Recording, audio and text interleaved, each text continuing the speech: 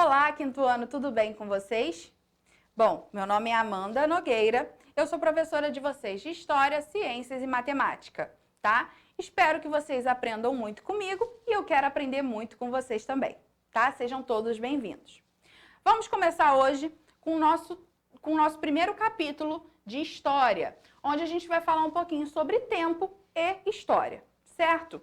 Eu vou pedir para vocês abrirem na página 8 e 9 do livro, para poder acompanhar junto aqui comigo. Além do slide do livro que a gente vai acompanhar aqui, eu também vou mostrar um slide bem interessante para vocês, certo? Então, bora lá. Tempo e história. Estudar o passado ajuda a entender como viviam as pessoas que existiam antes de nós e a pensar sobre quais costumes e práticas mudaram e permaneceram. Então, o fato da gente estudar o passado não é só para a gente, o que aconteceu. O passado, estudando o passado, a gente entende o hoje. Por que algumas coisas hoje em dia são assim? Porque surgiram lá no passado, certo?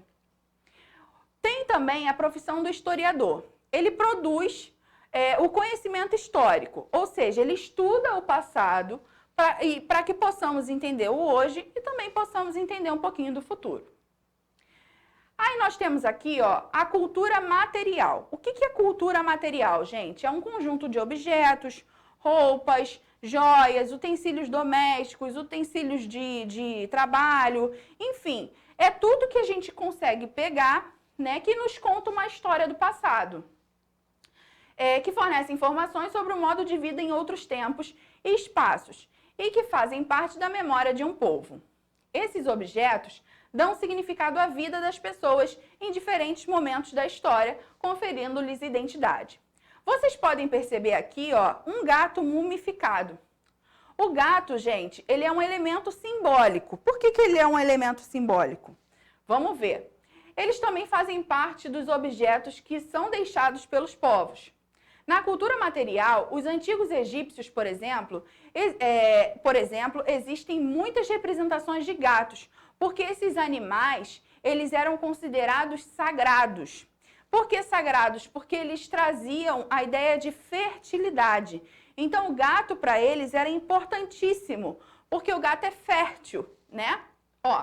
Os gatos ajudavam a combater os ratos, além disso, que espalhavam doenças e atacavam as colheitas das plantações. Representavam fertilidade e muitos chegaram a ser mumificados.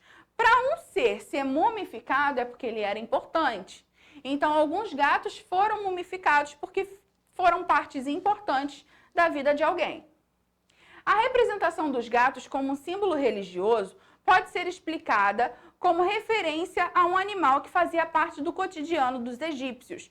Então, o gato, conforme a gente está vendo aqui, ele fazia parte da vida dos egípcios. O gato era importante para eles, ainda é importante também. Tanto que quando a gente vê algumas pinturas, né, pinturas de pirâmides, pinturas egípcias, a gente sempre vê a figura de um gato por ali. Um gato, cachorro também era importante. Os elementos simbólicos podem se relacionar, portanto, com a vida concreta, ou seja, com as práticas do dia a dia das pessoas.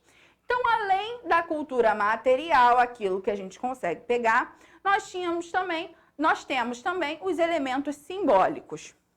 Aqui eu vou abrir a imagem para vocês verem melhor esse gato mumificado. Aí, gente, não é o gato, isso aí não é o gato, não. O gato, ele está dentro. Isso aí é como se fosse uma mini tumba para o gato que está dentro mumificado. Vamos lá. Aí agora eu vou falar um pouquinho com vocês sobre a medição do tempo. Vamos voltar lá para o nosso slide. Vamos lá, medindo o tempo. Estudamos história analisando as mudanças e permanências pelo desenrolar do tempo histórico e tempo cronológico. Nós temos dois tipos de medição de tempo: o tempo histórico e o tempo cronológico. O tempo histórico é aquele que se relaciona diretamente com os grupos humanos, que muitas vezes promovem as mudanças sociais, outras vezes são modificados por ela. Então, o tempo histórico, gente, tem a ver com momentos da história. Momentos que aconteceram determinadas situações e aí ficou marcado o tempo por aquele momento.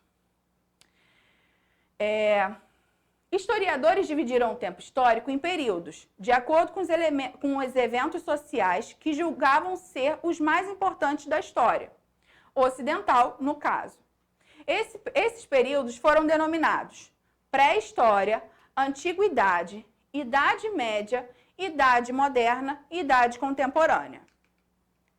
Aqui, gente, nós temos uma linha do tempo para saber mais ou menos a quantidade de anos que isso demorou. A pré-história é o período do passado da humanidade, que vai desde o aparecimento do homem até a invenção da escrita. A antiguidade, ele foi o período da história da humanidade em que surgiram os primeiros povos civilizados. Na Idade Média, é a época da história da Europa, né, que vai do ano 500 ao ano 1500 depois de Cristo. Então, na Idade Média, foram onde construíram os feudos, né, onde começaram os reinados, onde a Europa começou a dominar ali a situação. A Idade Moderna também tem uma parte disso, mas a Idade Moderna a gente pode relacionar também com a chegada dos portugueses, com as grandes navegações. Foi nessa época aqui. E também foi a parte, quando a Constantinopla foi conquistada pelos otomanos. E também a Bastilha foi invadida pela população parisiense. Eles começaram a questionar, porque na Idade Média, quem imperava era a igreja. E aí, na Idade Moderna, eles começaram a questionar isso. Opa, por que não pode isso? Por que a igreja é tão rica? Então, isso foi mudando. E a Idade Contemporânea, gente, ela é de um período da Revolução Francesa, mais ou menos, no início, até os dias de hoje. Nesse slide aqui, a gente traz algumas imagens para vocês entenderem o tempo, a época de cada um.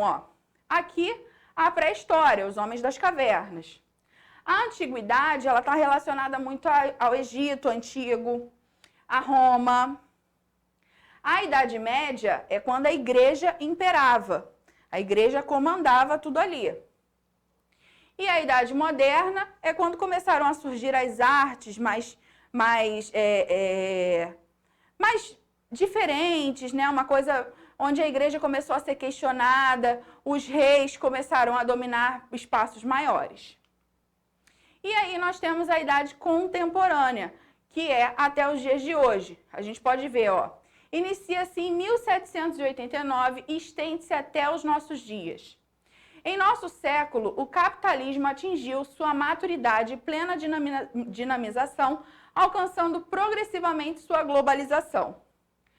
Os principais acontecimentos foram Revolução Francesa, Revolução Industrial, diversas doutrinas sociais e econômicas, mudanças nas doutrinas, a Primeira Guerra Mundial, a Revolução Russa, a crise de 1929, a Segunda Guerra Mundial, a Guerra Fria, o ataque às Torres Gêmeas, a Guerra do Iraque, enfim, até os dias de hoje esse tempo se prolonga. E também temos o tempo cronológico, gente. O que é o tempo cronológico? Ele obedece às regras humanas. O tempo cronológico são os segundos, minutos, horas, dias, semanas, anos, meses. Então, é a medida do tempo por números, digamos assim, né? Tanto antes de Cristo, tanto depois de Cristo. São 5 horas. Isso é o tempo cronológico. É o tempo marcado no relógio, é o tempo marcado nos calendários. Aí, voltando aqui para o livro, eu vou mostrar para vocês um pouquinho de alguns outros calendários que existem também, porque não só existe o nosso calendário que a gente usa no dia a dia, né? Muitos povos também utilizam de outros calendários. Por exemplo, os povos indígenas, eles utilizam um calendário baseado na colheita. E aí eles separam os meses do ano de acordo com a plantação e essa colheita que acontece ao longo desse período. Então aqui, Em novembro, o desmatamento, eles fazem a derrubada da mata para poder plantar. Em dezembro, tem essas queimadas e os festejos de Nossa Senhora da Conceição. Em janeiro, começa o plantio. Em fevereiro, começa a arar a terra, preparar mais a terra para plantar mais. Em março, plantio do feijão. Abril, temos as comemorações do Dia do Índio. Maio, temos aqui a colheita do feijão. E aí eles vão separando cada mês relacionado a uma atividade que eles realizam naquele período, né? Ah, mas e os dias? E aí eles também contam com luas, né? Os indígenas, eles também contam com luas o tempo. Nós usamos o calendário, enquanto eles utilizaram de outros métodos para contar o tempo também. Então não tem um tempo, um calendário único. Não, o calendário ele varia de povo para povo. E aí, eu vou pedir para vocês realizarem as tarefas das páginas 8, 9, 10 e 11 do livro de História. Lembrando que o pessoal da aula online vai realizar essa tarefa ao longo da semana. Quando a gente se encontrar, a gente vai discutir sobre o assunto.